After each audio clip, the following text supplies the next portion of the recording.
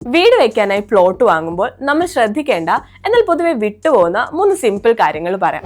ഒരു പുതിയ സ്ഥലം വാങ്ങുക എന്നത് നമ്മുടെ ജീവിതത്തിലെ ഏറ്റവും പ്രധാനപ്പെട്ട നിക്ഷേപങ്ങളിൽ ഒന്നാണ്. സാധാരണ നമ്മൾ സ്ഥലത്തിന്റെ വിലയും ലൊക്കേഷനും ഒക്കെ നോക്കിയാണ് ഈ തീരുമാനം എടുക്കാറുള്ളത്. എന്നാൽ ആദ്യമായി പരിശോധിക്കേണ്ടത് അവിടുത്തെ ലോജിസ്റ്റിക് സൗകര്യങ്ങളാണ്.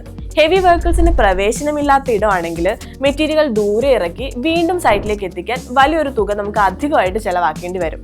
ഇത് നമ്മളുടെ നിർമ്മാണ ബജറ്റിന്റെ 2 മുതൽ 3% വരെ ബാധിക്കാൻ സാധ്യതയുണ്ട്.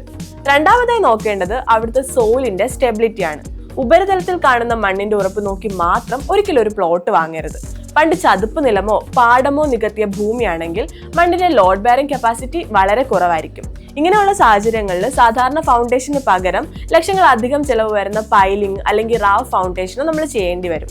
ഇത് നിങ്ങളുടെ നിർമ്മാണ ചെലവ് അപ്രതീക്ഷിതമായി 20 മുതൽ 30% വരെ വർദ്ധിപ്പിച്ചേക്കാം.